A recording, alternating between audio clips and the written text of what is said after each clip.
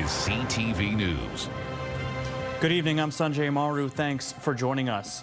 We begin with optimistic news for workers at Amherstburg's Diageo plant. Almost 2 months after the company announced plans to close its doors, the town says potential replacements are coming forward.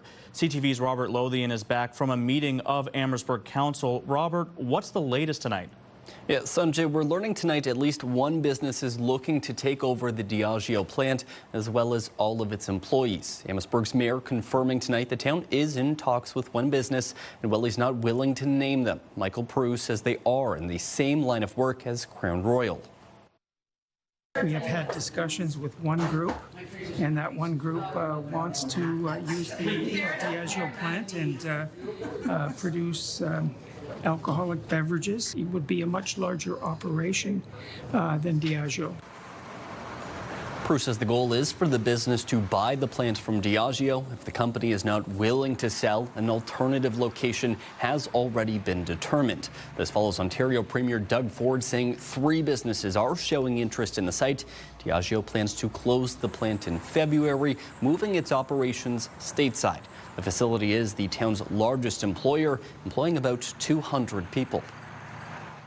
It's one of the reasons that they came here, trying to buy this, because you go around the world and open up a new factory and then hire 200 new people, none of whom knows what they're doing.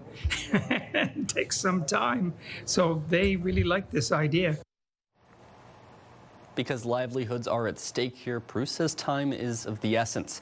They're hoping to have a firm plan in place by the end of this year so workers can have a new job come February. Sanjay. All right, something we'll be watching for closely. CTV's Robert Lothian reporting in the newsroom tonight. Meanwhile, Stellantis says it will shift production of its Jeep Compass to Illinois, investing more than $600 million to reopen its Belvidere assembly plant. The automaker had temporarily paused work in Brampton on the new electric SUV in the midst of Donald Trump's initial tariff threats at the start of the year.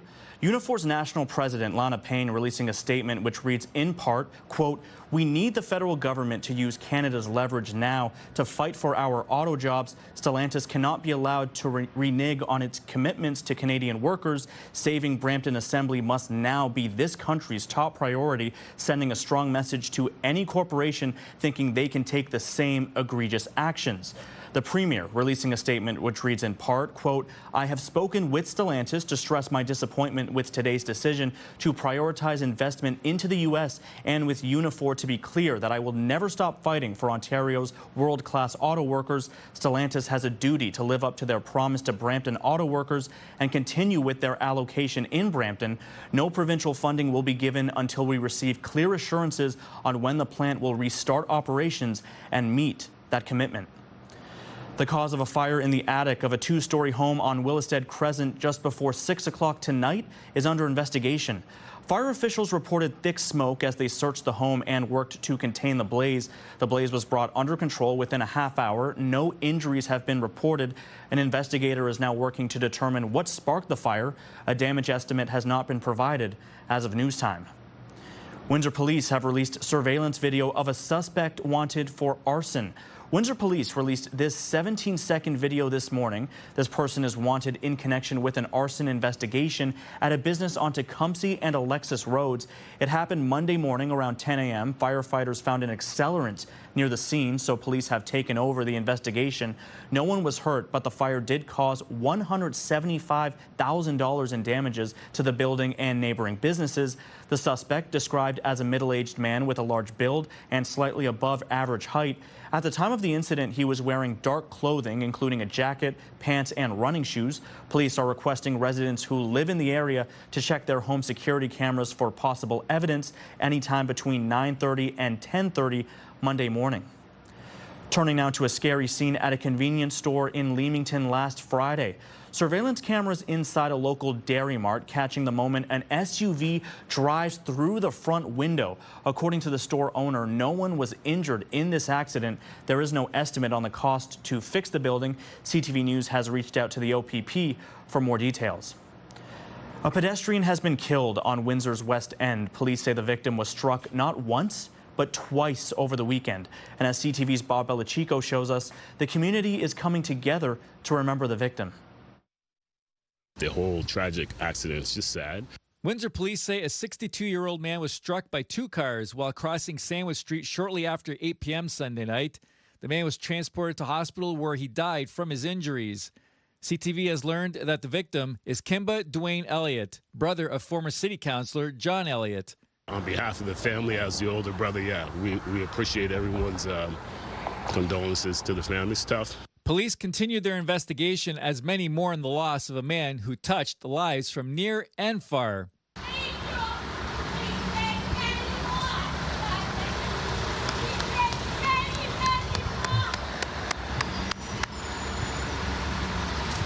Saved many lives, she said.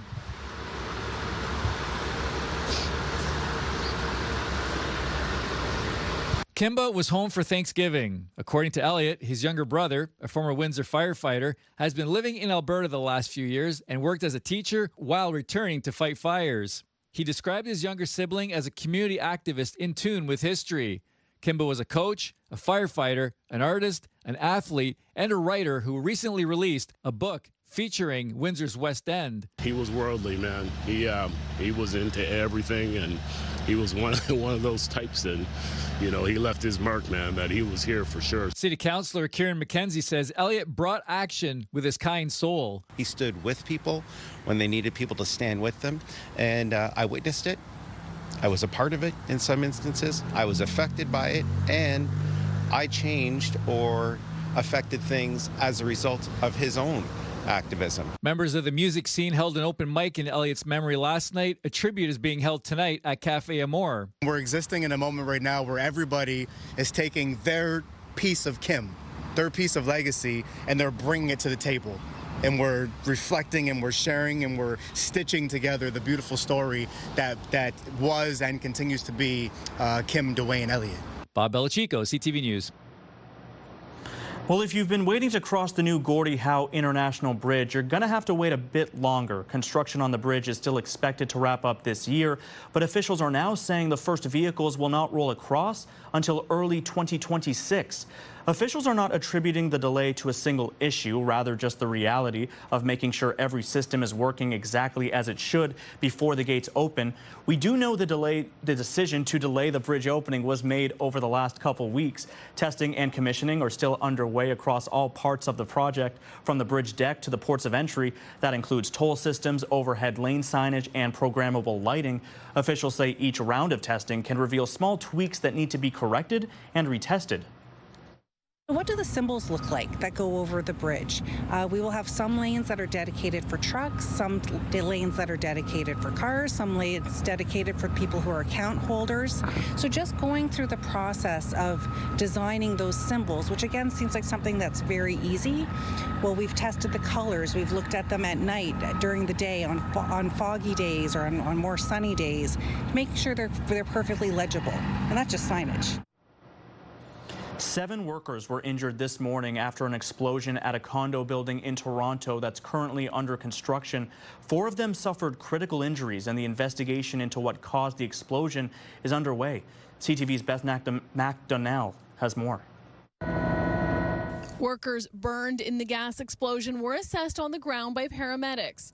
This man on a stretcher, this man at the back of an ambulance.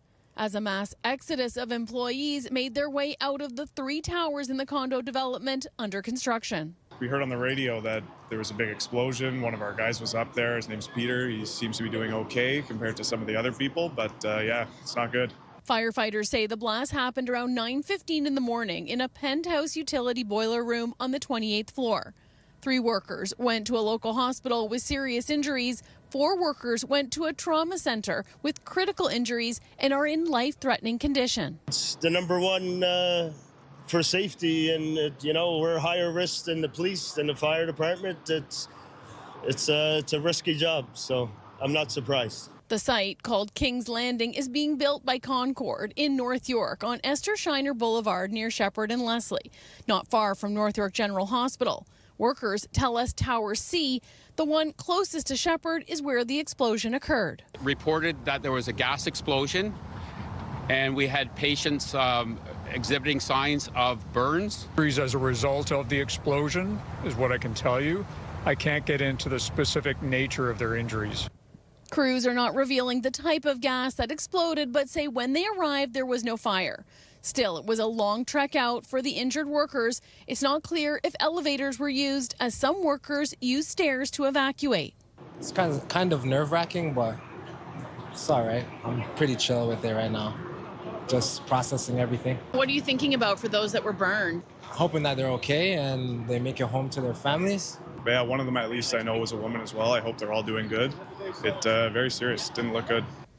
The Ontario Fire Marshal says an investigator and engineer have been dispatched. It and the Ministry of Labour are investigating. Beth McDonnell, CTV News. Well, as temperatures drop, many people are turning on their furnaces for the first time this season. But experts say a little preparation can go a long way in preventing a dangerous situation. CTV's Chris Campbell brings us this reminder that what seems like a routine part of fall can quickly become a safety scare if your furnace is not in good working order. Longtime community advocate June Muir turned on her furnace Sunday morning, expecting her home would warm up. So I turned the furnace on and I went back to bed. And the next thing I knew, the smoke alarms were going off, and I said to Bill, we got to get out of here. Windsor fire crews arrived within minutes and determined the cause was likely a burned-out furnace motor. No fire, but plenty of smoke. The smoke was very thick. We couldn't see.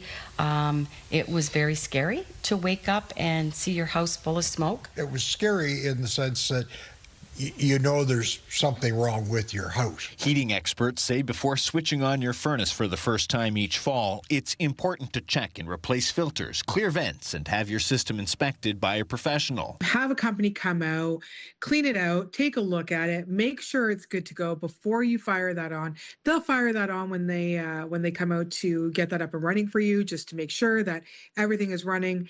This avoids, any mishaps happening, anything, like a fire starting or things like that. And fire officials say this time of year is also a good reminder to test smoke and carbon monoxide alarms throughout your home, noting that in 2026, the law will require each floor to have one. Try the system maybe before you go to bed.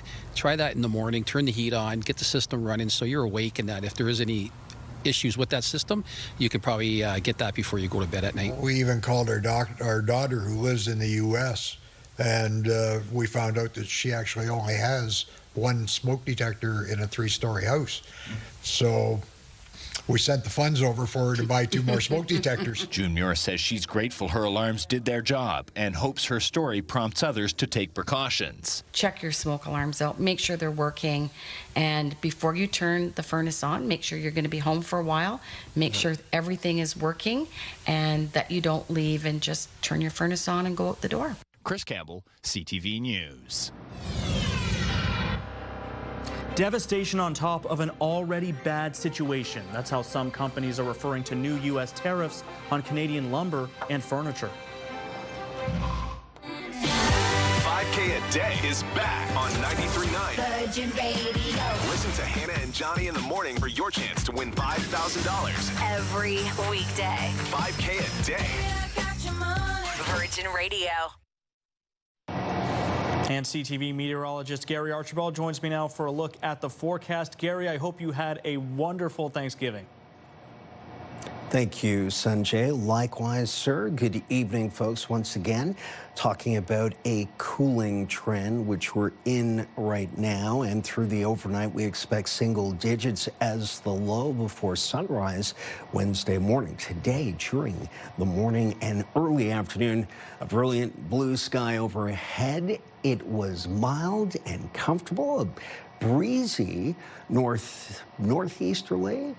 About 15 to 20 K. It just was comfortable, though. Lovely day to be outdoors. So overnight, projected to be 9. That cool air is in place right now. We'll get there at around 3 or 4 a.m. And then we'll see some showers coming in from the west. The stream of activity. It actually slides a little bit further south of us here in extreme southwestern Ontario before the next disturbance rides to the north of us. That's good news if we don't want to see any more rain. If we do see it, and again, we just might get clipped by it, between, say, 6 a.m. and 9 a.m. tomorrow morning, it is registering very lightly in terms of this computer model simulation. It's not really picking up a lot. I've looked at some of the models over the last 7 to 8 hours. They've fluctuated just a bit, but less than 5 seems to be the consensus. I think it'll be less than 3 millimeters, and some areas won't see much of anything, just increasing cloudiness between now and tomorrow morning at daybreak. The overnight temperature, I've been talking about it getting cooler. This is still technically above seasonal by about 1.5 degrees. Looking at 9 degrees, mostly cloudy and breezy. The wind likely to be straight out of the north for tomorrow, for the morning through the midday, afternoon, and evening. Take a look at the breakdown. At 8 a.m., we're looking at 10 degrees Celsius. Northerly winds sustained at 10 kilometers per hour. It's relatively speaking light throughout the day and even into the afternoon. Again, showers, a possibility of an occurrence is 30% or less, and if we do see it, again, it is light. Beautiful midday, 13 degrees, seasonal for this time of year and time of day. 17 would be seasonal, and it just gets clearer and sunnier as the day progresses. So morning showers, then giving way to a nice clearing and a sunny afternoon. Speaking of fair weather and some sunshine, a mixture of sun and fair weather cloud.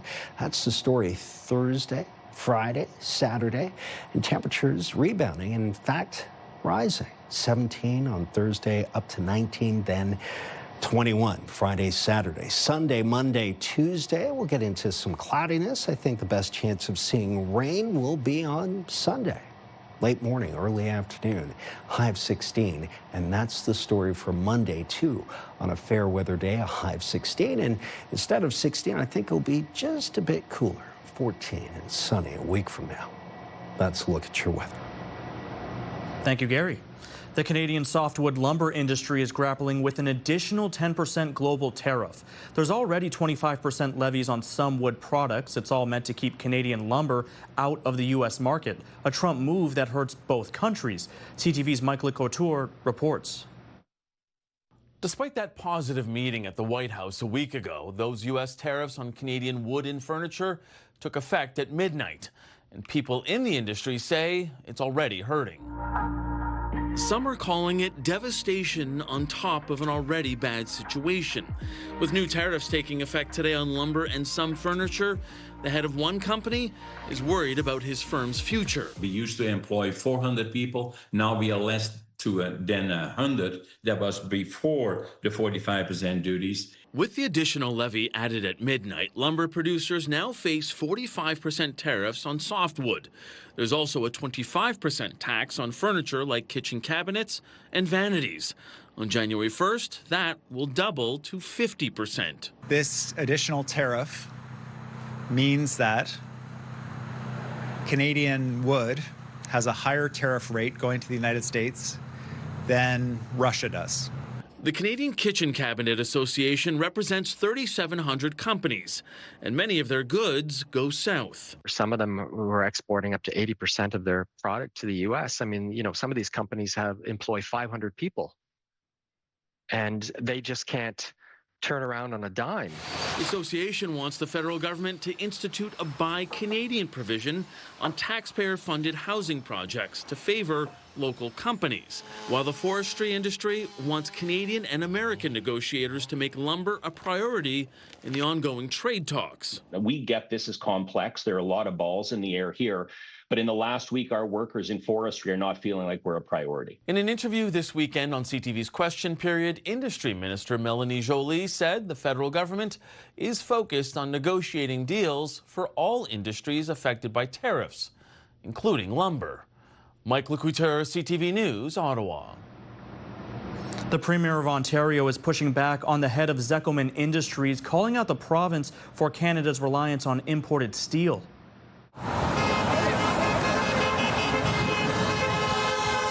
And every time I hear that hammer hit, it's like driving a stake in my heart and in my gut.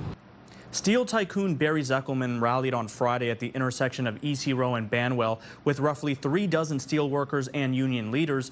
He's upset some of the beams used on the project were imported from South Korea. Zeckelman saying choices like this ultimately erode domestic jobs and national pride. In a statement sent to CTV News, Ontario Premier Doug Ford pushed back over the weekend, saying, in part, instead of standing up for Ontario's world-class steel industry in the face of President Trump's tariffs, Mr. Zeckelman has repeatedly turned his back on steel workers. In 2018, he said he wished Trump's tariffs on steel were higher. Zeckelman, in turn, is punching back against Ford. There is no single company or person in Canada who has stood up and fought harder for Canadian steel and, by the way, buys more Canadian steel than me. And for them to throw out, something that I support Trump's tariffs and wish they were higher, absolutely I wish they were higher. I wish Canadian tariffs were higher. I've been advocating for that. I would love to see the tariffs go away between Canada and the U.S., but they absolutely will not go away until Canada closes its back door and then is not perceived as a threat to the U.S. by them shipping their excess steel, which has been displaced by other imports coming into Canada.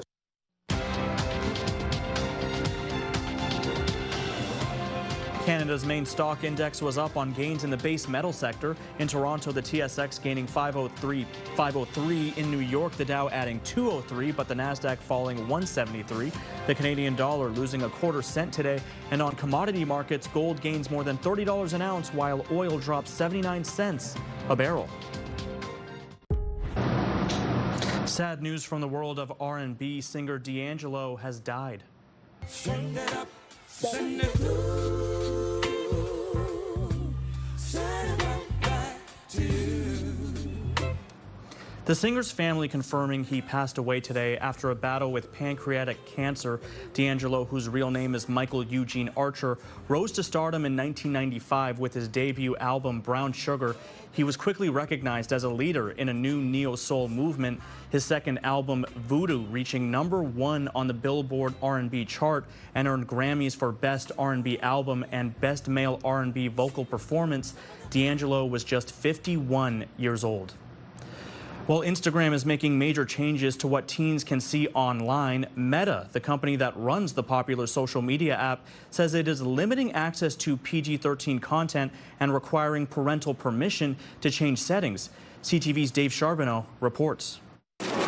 Tori Beaumont knows how easy it is to get drawn into Instagram. There's a lot of content on Instagram that's unregulated. For her, the constant stream of videos and photos can sometimes be too much. I've seen a lot of really gory stuff on there, some very explicit things on there. It's very good that I feel like they're cracking down on that sort of censorship. Now, Meta says it's limiting teen accounts to PG-13 content by default and requiring parents to approve any changes. The new system is designed to be easy for parents to understand. We're doing this to really speak the language of parents who are much more familiar with movie ratings in terms of kind of a familiar model for those who are using Instagram. It's stuff like this, just any type of killing, anything. But 17-year-old Bahir Zai says he still has access to mature content. It does give you a warning saying it does have violence or something, and you could either click CY or you can click just to see the post. Most kids are just scrolling through reels and stuff like that. I feel like it's a good feature to stop kids from seeing things they're not meant to see yet. Some parents are already taking steps to filter what their kids see. When I made the accounts for my kids, I put their ages in and I made sure that everything was tied into what they were doing, and I went to my account to filter it all out. One technology expert says the new measures may not catch every case. They will start using artificial intelligence to determine if a child is being truthful or is lying about their age. But again, that technology not 100% perfect. There's still a lot of kids slipping through the cracks. I have a little reservation about AI being used to try and determine the age of my kids, because it could actually, people who are old enough get scanned young, and it could cause all sorts of problems. And even teens like Tori Beaumont say the system won't be perfect. I think it's good that they're trying to put age verification things in place, but I don't think that it's going to work, because let's be real, anyone can lie about their age online. Dave Charbonneau, CTV News. Windsor's top stories. A major project is about to get underway. Breaking news alerts. Severe weather is a possibility. And watch live. Good evening, and thank you for joining us. Download the CTV News app.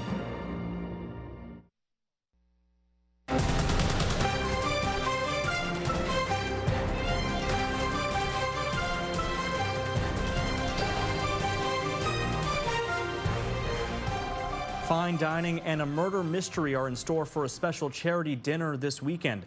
Windsor-based Stigma Enigma is hosting its annual Mingle for Maryvale. A delicious 5-course meal by Spago and an interactive murder mystery are on tap for a fun night, all for a good community cause. The event will be held on Saturday, October 18th at St. Angela Hall. It's a vital fundraiser that will continue to support the financial needs of the school, dedicated to helping students who are dealing with mental health challenges. And Gary is back with a final look at weather. Gary. Sanjay, I'm anticipating increasing cloudiness and a cool 9 degrees before sunrise tomorrow. From dawn through to sunset, things will look a lot better. If we do see the morning showers, probably through a rush hour time frame, and then things look good beyond that. Thursday, Friday, Saturday. Look at these temperatures going to be above seasonal, anywhere from about 2 to 6 degrees above seasonal by the weekend. Sunday, likely cloudy and a good chance of some showers, and then we'll cool off. Looking at 16, mid-teens into early next week. Wherever you are, enjoy a good night's rest. Always enjoy your weather. There's always a silver lining. And I'll see you tomorrow. Good night. You as well, Gary. Have a great night. Well, finally for us, Canadians are planning to spend a little more this holiday season, but will be focused on spending smart. That's according to the 2025 Holiday Retail Outlook from Deloitte Canada, which shows holiday spending is projected to increase by 3% this year, with spending on gifts and experiences up 2%. The survey also shows that Canadians will try to spend where there is a loyalty program or where they are getting additional discounts. The report adds Canadians are feeling resilient and resourceful as they head into the holiday season. While there is uncertainty, most will continue to spend this year. And that is your news for tonight. Thank you so much for watching this edition of Windsor's News Leader. We'll see you right back here tomorrow at 6 and 11.